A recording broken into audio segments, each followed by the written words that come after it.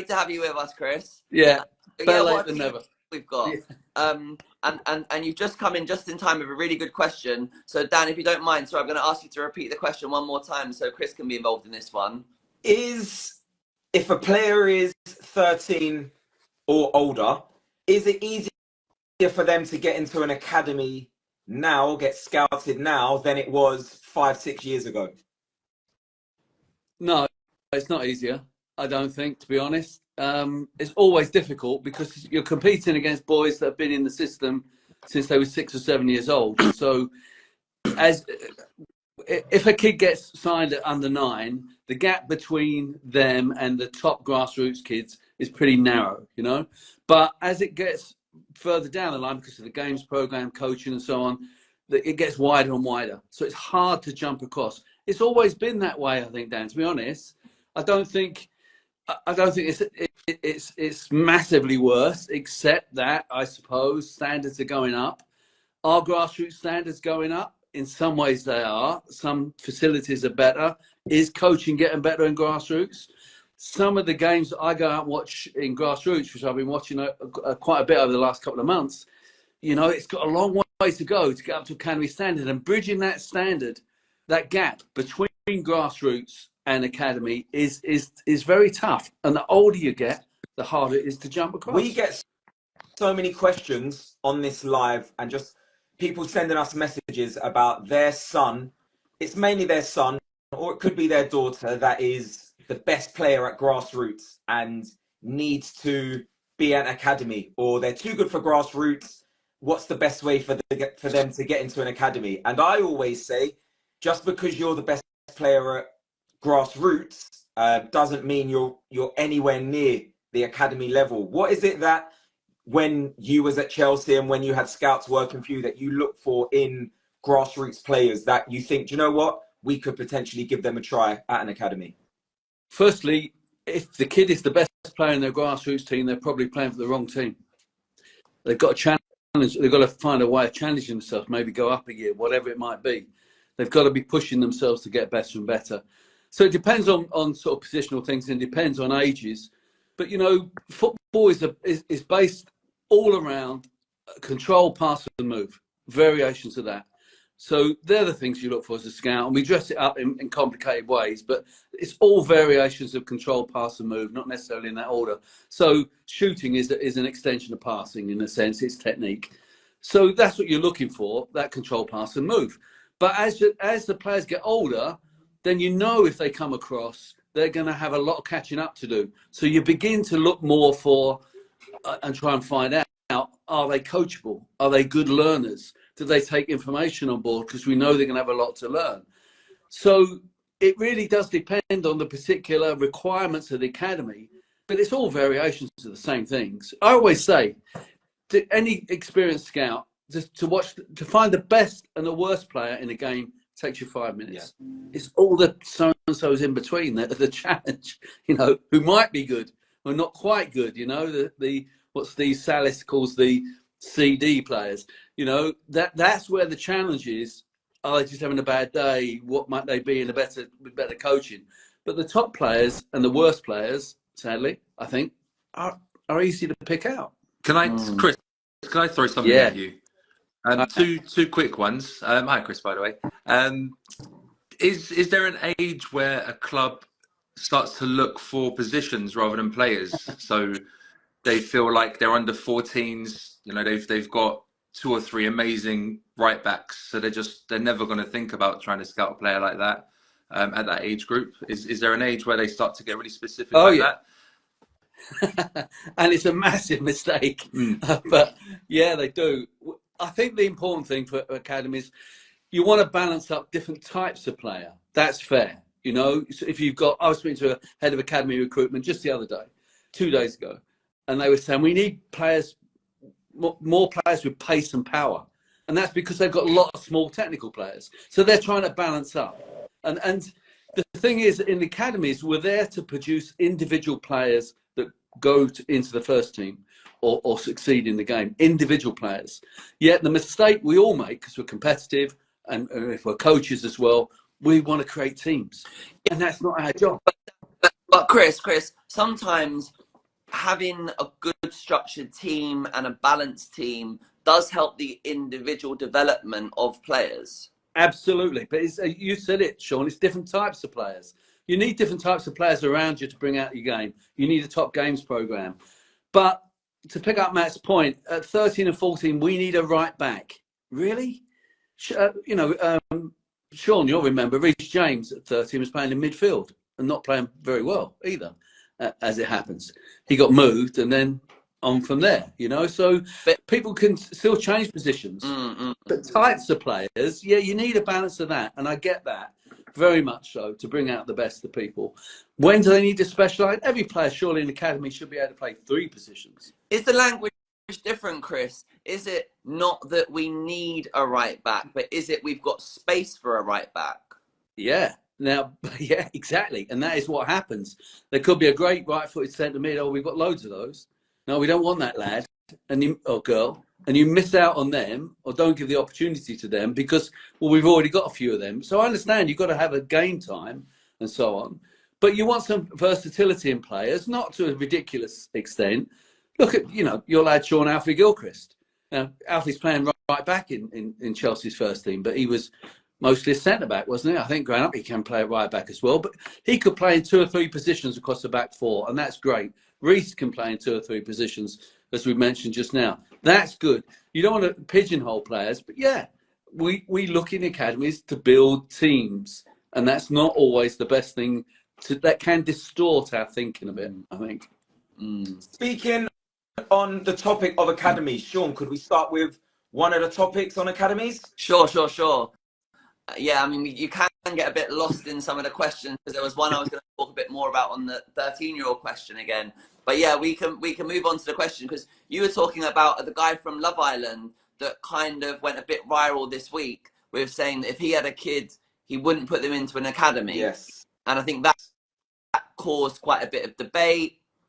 I mean, statistically, I wrote a comment on that post where I just kind of said, look, statistically, you've got more chance of your child being a footballer if you do put them in an academy from a young age. You look at the recent England under-21 team that won the Euros, and it was something like 86% of the group had joined academies from the age of under 10 and below. Yeah. And it's common now with most footballers. So it is nice to say, oh, I'm just going to let my kid play and just let them find their own way. And yeah, when they're 14, 15, get them into an academy then. Yeah, that's great. Like, it sounds lovely, but it's not necessarily realistic to today's game. And yeah, just for a sort of backstory for anyone that wasn't aware of the story, it was a contestant on Love Island last year who was a professional football player, was now playing semi-professionally.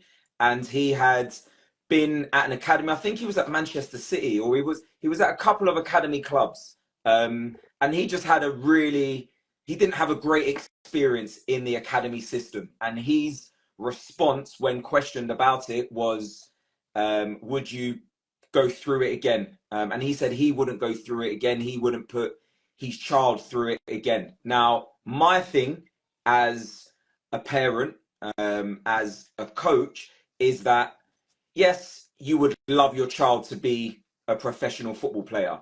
I'm very realistic and know 99% of the players, including my son, are not going to make it as professional football players. So what I want and what I love about my son, who's an under 12, being in an academy environment, are so many different things, from just the structure, the professionalism, what it's teaching him on and off the pitch, the sports science, the education, just being in a professional environment where he can see a particular pathway. Now, I've not installed it into his head where he doesn't want to be a professional footballer. He would love to be a professional footballer, but he's very realistic, so doesn't want to become a professional footballer, but is taking everything that he can from the system.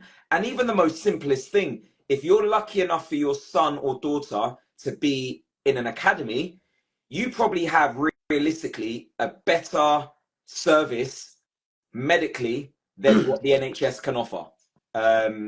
just because of what academies, sports science, the nutritionists, the psychologists, what the clubs provide for their players. You have, if you get injured, you'll get seen, you'll get treatment straight away. Whereas if you go through the NHS, Sean's got a point, but that's just one of the reasons. And I've listed about 4 or 5 of why I love the fact I would always recommend getting your child into an academy, not just to become a professional football player. That's it. Also, in London, there's a lot of private schools that are offering scholarships, bursaries. Some of them are almost like full bursaries to go into these amazing schools that are worth so much money. So, you know, people are getting that opportunity. At the end of it, where, you know, Matt, we met Sean Chris yesterday at the gym, and he's just come back from America and been able to go and get full university degree out there from being in the academy system. Chris, do you remember Sean Christopher that was at Chelsea? Yeah, and then yeah, remember the name. Hampton, yeah, and yeah. So, and the other stat that I keep throwing out there all the time that I've seen recently: 96% of CEOs in America played elite college level sport. So, bringing it back to what you're saying, Danny, the education that you get, if you do it the right way, it can set you up to be very, very successful in life. Matthew, you've had a different experience with one of the coaches that came into Gen Football recently, the lad that came out of Arsenal. He's had a bit more of a different experience from coming out of the academy program. Yeah, I mean, first of all, the important thing is, like, Danny, the way that you approach it and talk about it is like the healthy way. The worry is when players and parents enter the academy and the goal is to be a pro. That's where it gets difficult and tricky, and people need to be careful. But yeah, I was talking to a coach. He spent 10 years at Arsenal, and he kind of obviously loved his time at Arsenal, but essentially he's not a professional now, and he feels part of that is Arsenal maybe didn't do what they could have to prepare him for professional football. They almost used him a little bit as a phenomenal youth player, very effective and great for his age groups. But when it comes to the time to play professional first team, yeah, he didn't feel that was sort of addressed with him. And now he's 28, not playing football. So, yeah, I mean, I've not had a massive detailed chat with him about it all, but he's... Like you were saying yesterday, Matt, you were saying that he was dribbling a lot in the academy program, and that's what his youth coaches wanted him to do. But then when he went into first team, it all became one touch, and they were asking him to completely change his game. Yeah, that's what I mean. At age group level, he was very effective and very, very good.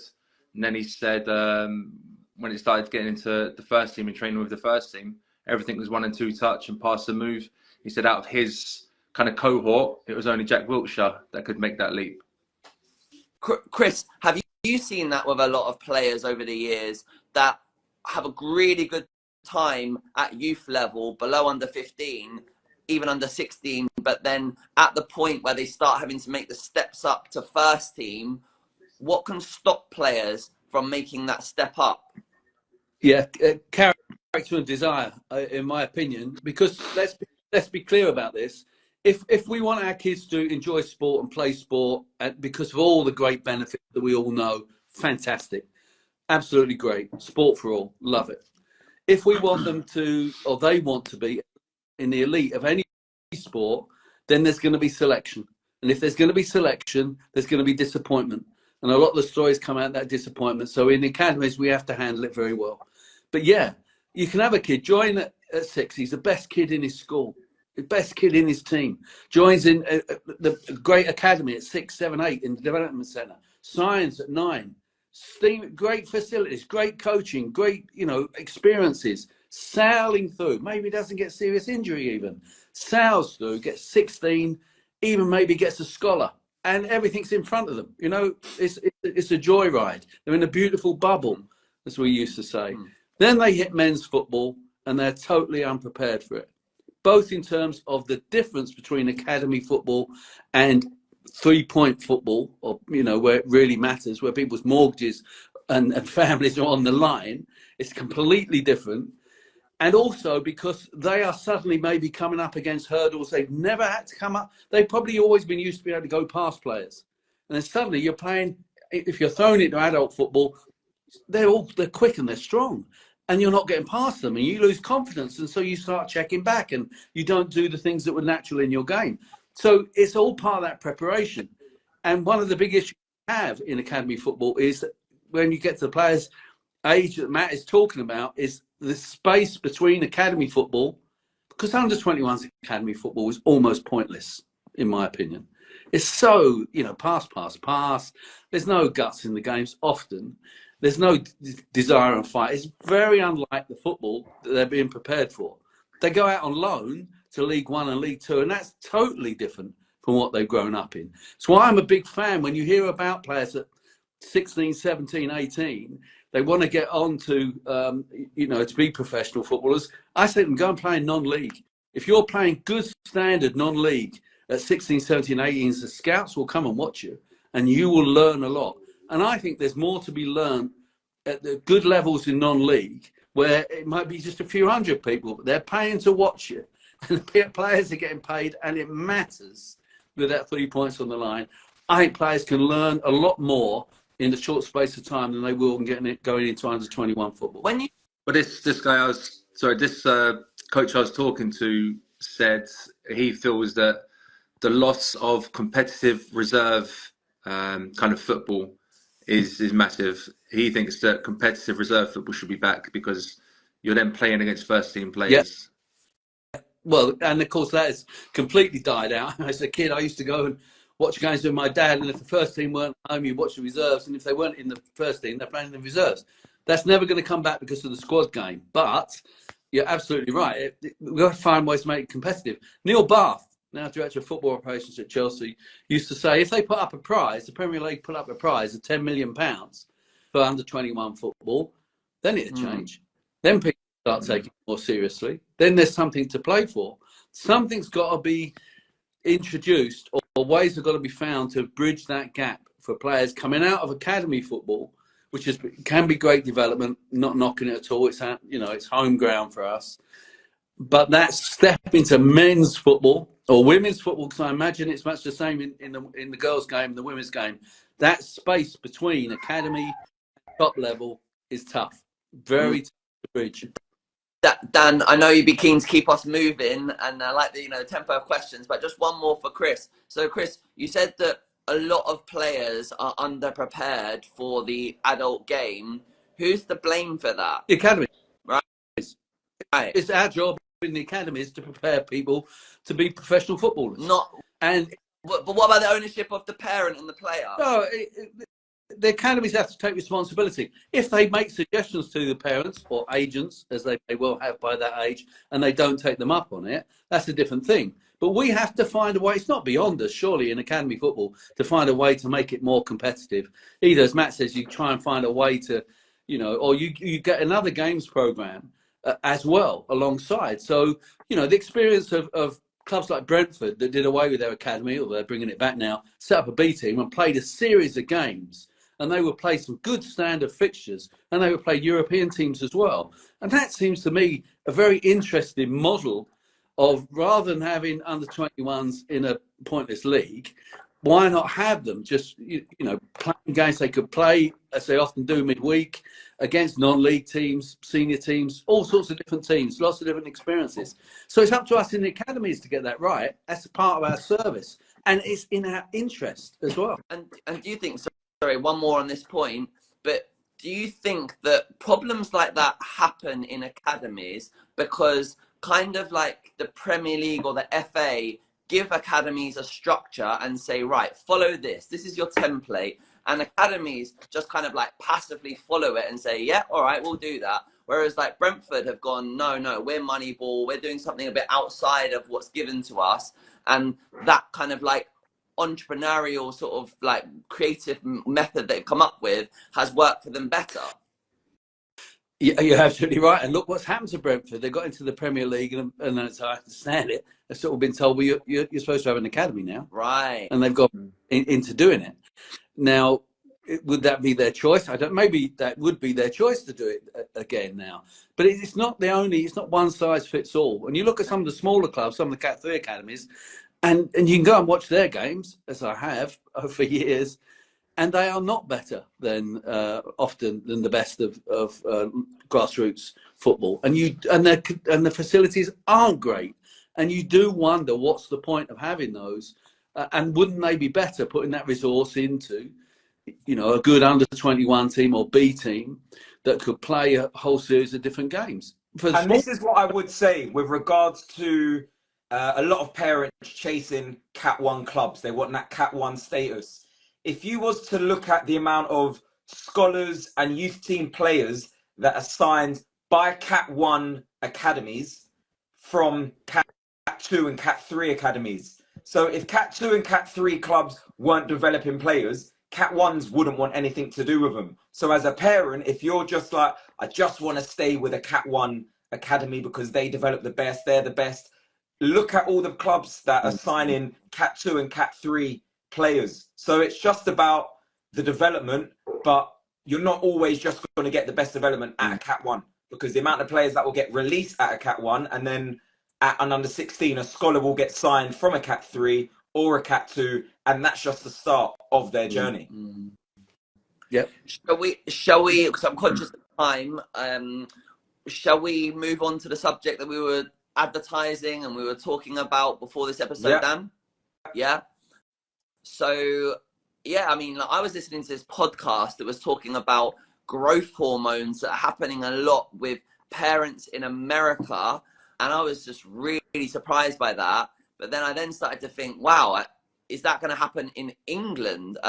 So I think before we get into that subject around growth hormones, I think it would be interesting to put it to you guys to hear from you about how important you think height is for footballers. And Matthew, you haven't spoken for a bit, and you're probably the tallest of the group. So and give your opinions on that.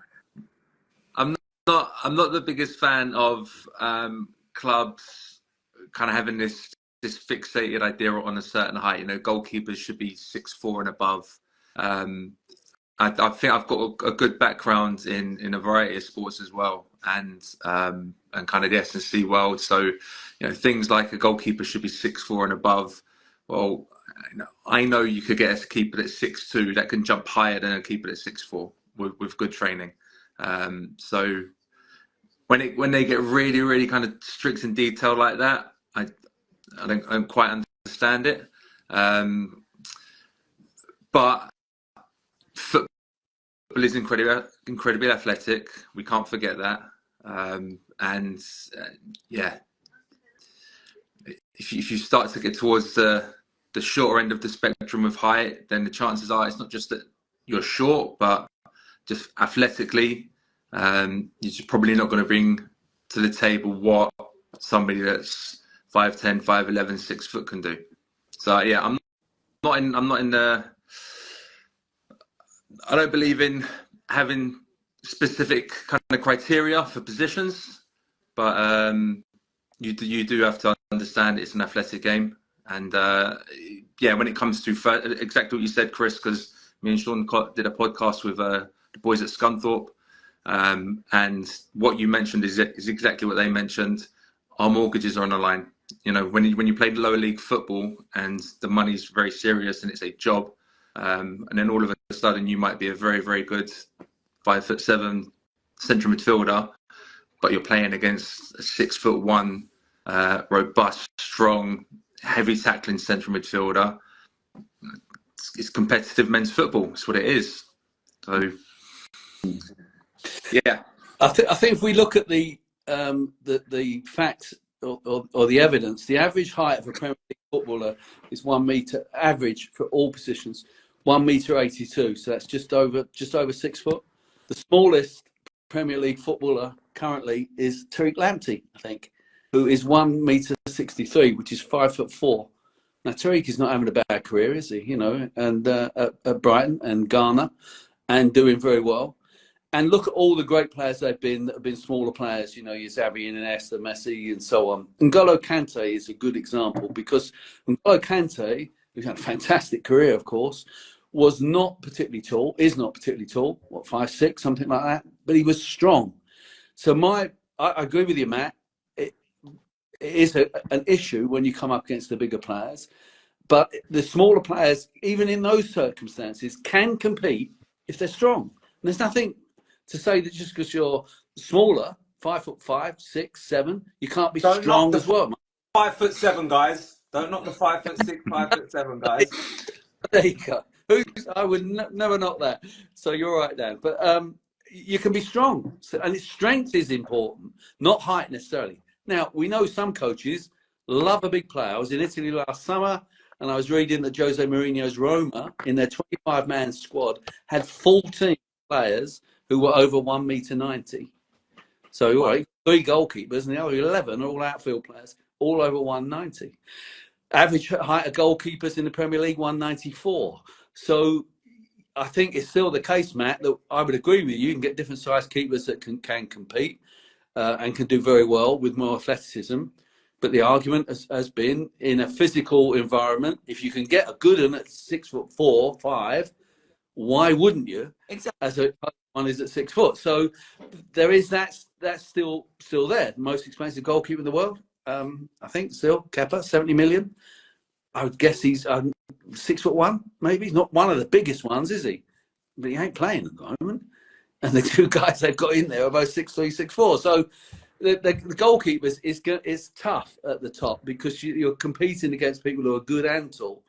But elsewhere, there are loads of small players do well and have great careers. So no, it's not a requirement at all. Strength is, but not height. Can I pick you up on the data, Chris? When you said that the average Premier League player is 6'1", is that including goalkeepers? Yeah.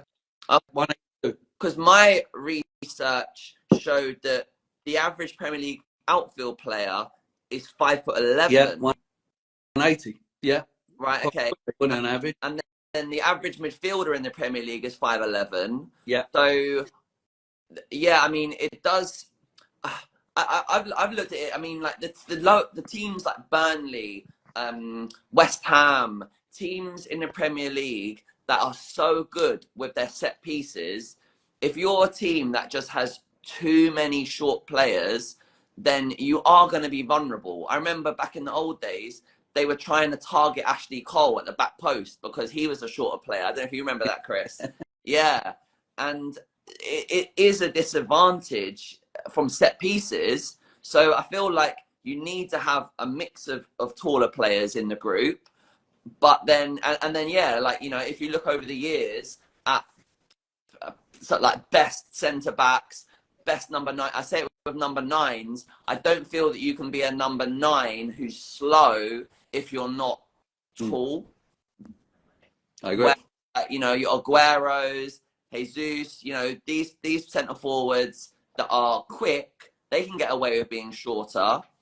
But then centre backs, I know you might have like Martinez, there might be like smaller ones, Ake, but I mean, yeah, Ake's playing in a 4.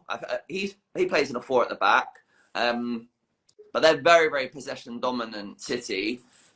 Someone the other day said to me, like, Rodri is better than Busquets because Rodri has all the ability of Busquets, but has the physicality that Busquets didn't have, which I think is a fair point. I want to change the same topic, but in terms of bringing the age group down. So these are non-professional players. So if you have a grassroots, so if we're going under 15s and lower, I personally feel if you're in an academy already, the academies have an idea and they know the players already. If you're trying to get into an academy, height will make you stand out. But Chris has said it.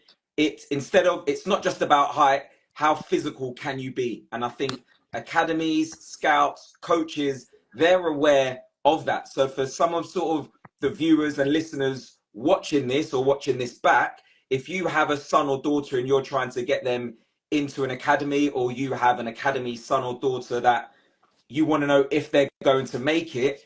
I personally feel from conversations I've had with agents and looking at players, the first thing you look for on a pitch that will stand out is someone either talking or physically how they look. They're the first two things. Even without out of possession, you will hear somebody, and then what is somebody like? How do they look on the pitch? So the bigger players will always stand out. But then more importantly, for me, what do they do on the ball? So Chris has hit the nail on the head. It's not, if it was the biggest players, then that's fine. Smaller players, how can they use their body? One of the comments was, they might not be physical, they might not be tall, but they might have a brain. And academy scouts and managers know this. But realistically, if a scout is going to watch a game and they're looking at a player number 10, and then all of a sudden they see a number 6 who just looks big straight away, he's like, oh, what's he like? And so the height, I feel, is an advantage. But then again, it's about what they do on the ball. I'm going to to throw a little bit anecdotal story, but it was, I mean, one, Chris, like I say, height is, I don't believe like height should be a criteria, but in terms of physical capacity, agility and strength is so much more. That does come in different heights, but typically it is still related to height. You know, the Canties of the world, they are anomalies almost. They do happen, but typically a more athletic player will just come with a bit more height. But like 100%, height shouldn't be a criteria, in my opinion. But what do you mean? But then, wait, Matthew. Height shouldn't be a criteria. What do you mean? What, anywhere on the pitch? Why not? Height should be a criteria. Why should a goalkeeper that's better than another goalkeeper, but a better goalkeeper is 6'2", but there's another goalkeeper that's 6'4", but a 6'2" goalkeeper is better? Yeah, that's a marginal difference. But if the goalkeeper's 5'5" and is coming out for corners and getting bullied, yeah. But from what the conversations I've had with people is like, oh, if a goalkeeper is at least 6'4", they won't even look at him. Sorry, just to go off one of the comments, clubs and recruitment will look at parents. So an under 9 that's small isn't an issue. They will look at the parents. If the parents are small, then they know in the 3 or 4 year plan is yes. So in terms of one of the questions there, if your child is a small under 7, under 9, under 11, puberty, growth spurt, clubs will look at the parents to see what the genetics are like. Dan, I wanted to talk about this. Sorry, do you have more to? No, that's it. That's it. Did you? Yeah. I was just going to say exactly what you said, though, Dan. Like, it's going back many years, but the team I was involved in with a youngster was like it was national level, unbelievable team. Started Colton Cole. Now, Colton was the one that went on to play pro, and he deserved everything he got. He was phenomenal. It wasn't just because he was 6'3" at the age of 13. He was phenomenal with the ball at his feet. But then no one else from our team made it, and our team was incredible. And part of that was, I know some of the scouts from back in those days and the coaches from back in those days. It was like you watched that, you just saw Colton. He just stood out. He was 6'3", strong, powerful, would score a hat trick every game, and you just couldn't take your eyes off him. So I definitely think for what you mentioned there, like youth football, Dan, it's... Yeah, Matthew, like what you're describing there, that's a player who is effective right now, has got ability on the ball, and is going to help win games. That is so easy for academies to pick that type of player. And then going into this sort of like conversation around, do clubs look at the parents? Yeah, they do. They do look at the parents. Sorry, and, Sean, can I just say, and this is why this project that Sean has created is perfect for. We're not trying to sell you a dream. We're literally the people that Sean gets as guests and to give their advice and guidance know what they're talking about. And we could tell you everything that clubs and agents want to tell you that sound good, but we're telling you the truth. And whether you like it or not, there's politics in football, there's politics with agents. These are the facts. Sorry, Sean. No, all good. I mean, it's still kind of, it gets to me that we look at parents because it's quite unpredictable. I feel that we've got to have some sort of like better technology. There's got to be something that can be better than. Yeah, but you say that, but the data says that the general rule of thumb is the average height of mum and dad's plus or minus a couple of inches. Can I? And there was a So program. But Matthew, how tall are your mum and dad? I'm a bit of an How anomaly. tall are your mum and dad? I don't fit the 90% of what occurs. That's though. what I'm saying. Like, so you're 6', you're 6'3". Your mum and dad are something like 5'7", 5'8". Like, you both say about you and your brother, it's crazy how tall you both are. So there are exceptions. Sorry, Dan. The perfect example for this, Crystal Palace released a documentary, a 4 or 5 part documentary, and they were going to offer a scholarship to they weren't sure whether they were going to offer scholarship to their goalkeeper. And if anyone hasn't watched this, get it up on the iPlayer or Google, YouTube it. But their goalkeeper, if your son or daughter is in an academy, I think it might be every 2 months, every 6 to 8 weeks, they will get tested, their height. And they looked at the goalkeeper's growth every 3 months to see if he was still growing, if there was going to be a growth spurt. And this is where parents need to understand that documentary got so much negative feedback, but that is football, and that's what it's not all roses. It's not all it is a business at the end of the day. So although parents don't like it, the amount of financial backing that owners and youth departments put into developing youth players, they have to take everything into doing fat tests for players. Chris, you'll obviously know a lot more when you have to look at players and what you're looking for. But this isn't new, is it? No. Looking at parents' heights and years ago they used to do bone tests to more, or allegedly more scientifically calculate, estimate future growth, but they don't do those because they're felt to be invasive now. But there's all sorts of things that go round, you know. Sons always outgrow their mother. All these sorts of stories and so on. Just looking at a player, the broad brush thing for me is if their legs are longer than their torso, they've got more growing to do. If their legs are shorter than the torso, they're not going to grow so much. That's a broad guide. But all of these things are factors that come into our thought process, because Dan, you're absolutely right. The thing with academies is it's not just that kid they're making a decision on. They've got choices. And you're looking at managing risk, because it is a business. It is, you know, the big football factory in that sense, for good or bad. And you are managing risk. And if we're going to put a lot of resource into this kid, but he's never going to be strong enough, again, I come back to it, rather than tall enough. And some academies will say not tall enough. I do accept that happens. Then you're going to look at all the factors. How big are mum and dad then? If the kid's an absolute worldie, you don't really care. If it's messy, who cares how tall his mum and dad are? Well, there aren't many of them about, are there? So you're looking at all these other factors to help you make a decision, because we're all guessing what the future is going to hold. We're all searching for clues as to what this player is going to be like down the line. And so you try and get all the information you can. If mum and dad aren't particularly small, what about the rest of the family? Again, you wouldn't make a decision based solely on that. The heart of it will be the ability and the potential of the kid themselves. But these are all things that you would have to take into account. That's really, really well explained, Chris. And I've got a question for you in a moment. But just to add to what you said there, I think that it's important for parents to understand that, in my experience, when academies are choosing players and they're thinking about the factor of height, if the player isn't showing that they've got like great speed, that then becomes a factor. All right, well, are they going to be like very, very tall?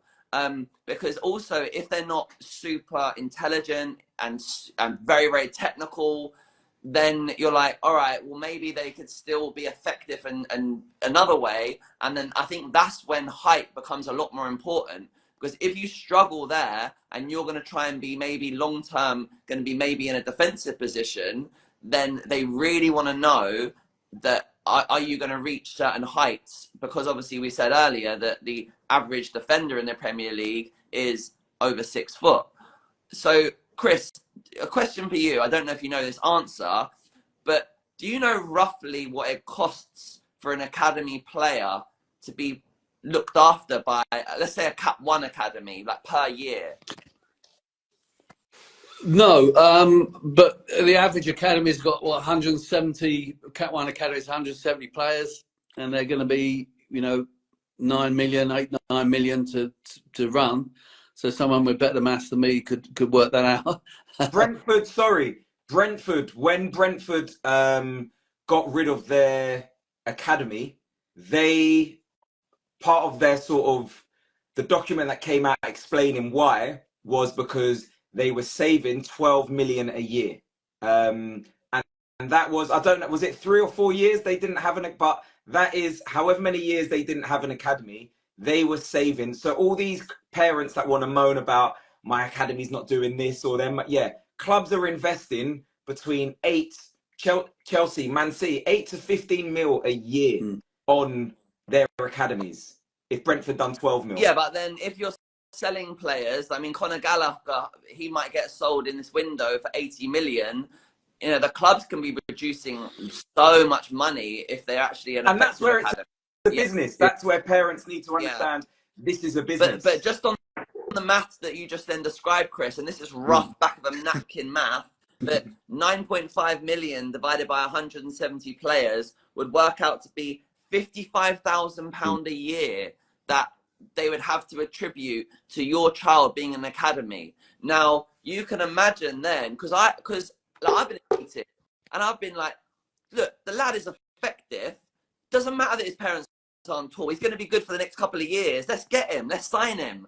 He's going to be good. And I feel like the restraint is that, no, Sean, he costs 55 grand a year. We have to try and gamble that this kid is hopefully going to be there. But man, how hard is it to do these gambling especially from under 8s, under 9s? It's tough. Yeah. Well, I said before, I think that these people who come on and say, well, I saw Marcus Rashford play at 7 and knew he would play for England. I always say, well, you should come and do my job, because I can't tell. I can't tell that far ahead because there's too many variables. So you can look 2-3 years ahead. So if a 7-year-old comes in, Sean, I think it's reasonable that you say, well, do you think we'll sign him at under 9? Is his signing? If he's a 14-year-old, you might say, well, do you think we'd offer him a scholar in 2 years' time? I think that's a reasonable thing because of that investment and because of the the amount of resource and time and effort that goes in.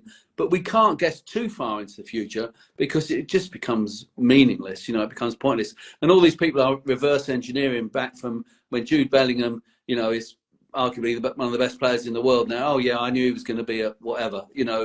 No, I watched Jude make his professional debut as away at Portsmouth for Birmingham City, and I knew the family. His dad played for me when I was managing Cheltenham Town.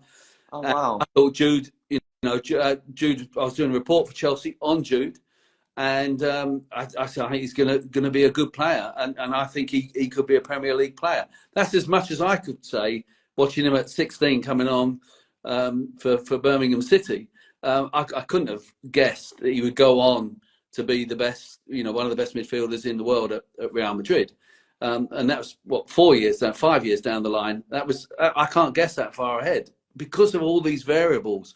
The player, their mentality, dealing with problems that come up, their resilience, all the issues around. You can only look a bit ahead, and it is a business, and you're managing risk. How many players? Chris? Yep. Sorry. Say that again. Sorry. How many players are you allowed to sign in each age group? There are limits all the way up, and they change. I think it's about 24 for the lower ones. Not every club will go that high, and then when you get to the scholar age, it's restricted to ensure, because they're only obviously at scholar you don't usually play under 17s. It's just 18s, so it's reduced down again then in the number to ensure game time for the players. So there is a cap on it. But of course, other clubs in the past have managed to get their full quota at 13 and then have a shadow squad where they try and take another 20 odd players out of the market as well, underneath it, although they're not actually signed at that age. So he's trying to take players out of the market, which is I think was wrong, and we never used to do it. But it is gambling. It's like playing roulette, because if we don't know how they're going to go, then it's better to sort of like hoard as many players as possible, because that's going to increase your chances of producing a pro. So many variables. The only thing is, Sean, with that is that if it restricts the game time that the other players are getting, they're not going to develop as much. So there is a consideration that says you have to keep the numbers down anyway, unless you're going to run, 2 lots of games, which obviously does happen with some of the clubs with bigger squads, because they just won't get enough game time, enough contact time. And usually there's a limited number of coaches, limited facilities. So there's other factors that will keep the squad size down, as it should be, reasonably. Okay. But it is a gamble. Can I just say, I was just going to say it, but somebody's made a comment. Game time. So as a parent and as a player, they're the 2 most important words that you need from 16. Once you're a scholar and you're in it full time, because now it's your full-time job and you're that much closer to making it professionally, game time are the 2 most important words that matter to you. It's not about staying at your Cat 1, Cat 2, Cat 3 academy club, training there every day and not playing, but it looks good on your Instagram, you're carrying your designer boot bag and all of that stuff. It's about game time, and there's so many under 21 players that want to stay in their comfort zone, and that's fine. But the problem is, once your contract is up and you want to stay in the professional game, the first thing a head of recruitment or League 2 manager is going to say, how many first team appearances have they had? And as great as it is you saying, I've been at Man City's 21s for 3 years, starting every game, you've had no first team experience in any men's football. So game time is, Chris said it, that's the most important thing that I would always recommend to players. Yeah. Matty, remember when Luke Plange's dad, he was a pro at Arsenal in the under 18s, and he wasn't happy with the game time he was getting for Arsenal, so he joined a team in Middlesex in a Sunday league, and he was playing Sunday league football on the Sundays, to get the game time. Yeah. And we were springing up. I was like, Stefano, what are you doing? Like, he's going to get injured. What if someone takes him out? And he's like, he needs his game time. But he's now a pro. He's now signed up for his Palace. Someone said, what about game time for a 10-year-old? And there's so many parents that lose their head because their son or daughter isn't getting enough minutes. Enjoy the journey. Like, it really, like, as a 10-year-old and under 12, under 14 to an extent, because then you've got 2 years to get a scholarship. It's a long season. It is a long season. And clubs, it's a bold statement, but I genuinely feel academies will not, they'll spread out the minutes. So I doubt very much at an academy, your child is going to be getting the least amount of minutes. It will spread itself out over the season at academy football. On that, Dan, I had to, yeah. I would say there's maybe a bit of an issue with too much game time at the moment with grassroots clubs, because it's not uncommon now for a grassroots club to play Saturday league, Sunday league, organise as many showcase games of academies. Before you know it, they're doing 2 or 3 competitive games a week, and it's competitive games. It's not development games. There's very few coaches going out there setting up with a long-term plan of how can I make these players better.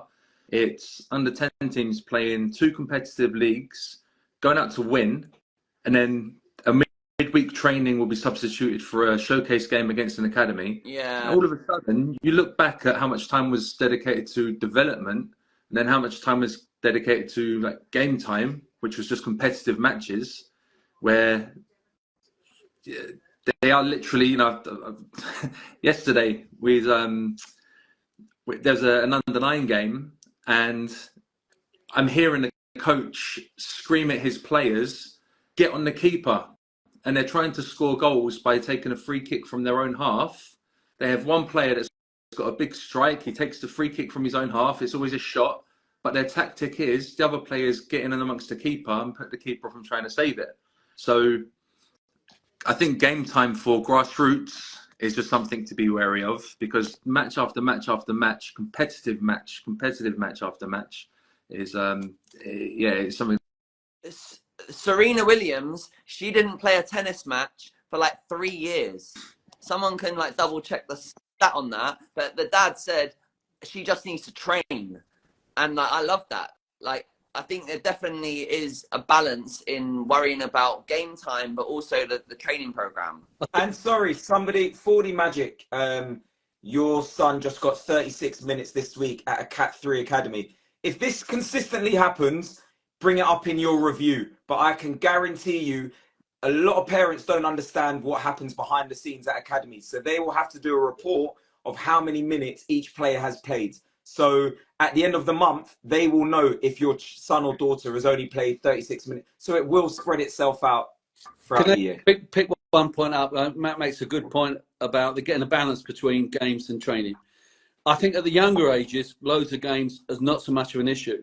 But through my business, we assess players from all over the world, and I've done quite a lot of players in America. And the kids over there, 15, 16, 17, the parents are paying a fortune for them to play in their games and so on. And they want their money's worth. And so they are pushing the clubs to play 3 games a week, tough, games. And so when I'm doing our assessments of players, I often find myself saying to the American parents, look, he needs to play less. Physically, by the time you get 16, 17, you can't do 3 games a week at the top level of your effort and abilities. Needs to play less but at more quality. So that balance is skewed in certain places around the world, certainly, and we'll see it in this country as well, where kids are playing, as you're saying, Matt, and play, and that physically that's okay when they're younger. It's not even physically good when they're older, because they cannot perform at a top level 3 games a week, 90 minutes. I just don't think it's feasible to keep that up. They're going to get injuries. They're not going to get a balance. They won't be able to give their all in training because they've got to train hard as well.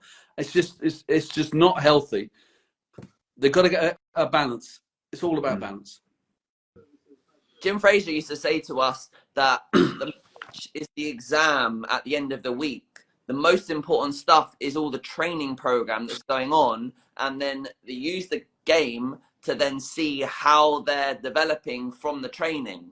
And that should be kind of like the approach. So people like sometimes getting it the wrong way around. I've definitely seen it in America, where it's all about winning tournaments, the coach being the star, the parents showing off their children, especially on social media, long travel to games, and you could just be using a lot of that time and effort in a lot more of development of the individual. Yeah. It's gone fast. Like, we've got to the end of the session. I feel like I've just like gone into the questions. There's something like 40 questions in there that we haven't got to. I've screenshotted them. So maybe like next week we can sort of like uncover some of the best ones and try and answer people's questions. But anything further to add from the group before we leave and for another week? No, I just want to say, I say it every week, sort of, this is about how we can help educate. We've given guidance and support to players, coaches, and parents. And everything that we say, if you can find 1% in something that we say that can help you, it's about trying to develop your journey, whether you are a coach, a player, or a parent. So although you're probably not going to agree with everything that we say, all of us 4 have a lot of experience in grassroots, academy football, professional football. And that's all we're trying to do, is sort of, Sean set this up so that we can help educate, and we're learning at the same time, but we're trying to give our experience, and we're not trying to sell a dream. I had a message this week from a parent that didn't like how I was explaining something last week because they was told something different from an agent. And I just had to explain to him, an agent's job is to tell you what you want to hear so that you sign for them. Whereas this program, the Project Footballer, is about telling you what it's like so that there's no surprises. So no, I really enjoyed this week. Cool. Yeah, no, me too. We've got a lot of podcasts about to be released. We've got 5 episodes. You're going to love them. They're all going to be like coming out in the next few weeks. So do catch those. Chris Your scouting game seems to be progressing so well. Yeah, Great. Scouting game. Yeah, so we do independent professional assessments of players from age 7 up to senior, and we do them by video, so we're able to work with players all around the world, and it's just booming along. It's great. Next one, we've got one in this afternoon. We've got to do in Canada, our first Canadian one. We did Irish ones, Cypriot, American. We're doing them all over, a lot in the UK as well, of course. All ages, all types of players. Really interesting. Fantastic. And Matthew, Gen Football is going from strength to strength. Yeah, going very well. Thank you, Sean. I'm giving you a chance. I know. We I was just thinking when Dan asked me at the beginning of the episode, it's I guess so for us, Dan, another way to maybe put it is a player's ability to scan, receive the ball, and move the ball. That's what we heavily focus on. And then with the tech that we got, we can start to objectify it a little bit and really work on those 3 core skills of a player. There was something that I saw from you where you do reports for players and then you do the assessment, but then you then have such a good network in the game of people that can help the player with the areas of the game that they need to work on. But I was thinking that you and Matthew should connect. So then if you see players that need to work on that 360 awareness, then that might be someone that you put forward to Matthew. And I know you already know Danny. Danny, I mean, you're so busy with all your famous clients. Do you have any space in the week to take on more business? I never say no to business. All my players are injured. A lot of players are injured. And one of the comments was, if you Google YouTube, Spotify, podcasts, Project Footballer, someone said, where can they get the podcast? So YouTube, Spotify, and then you'll find there's a library of different podcasts that you'll love. Cool. All right. Thank you so much, guys. All right. Cheers, guys. Thank you. Thank you.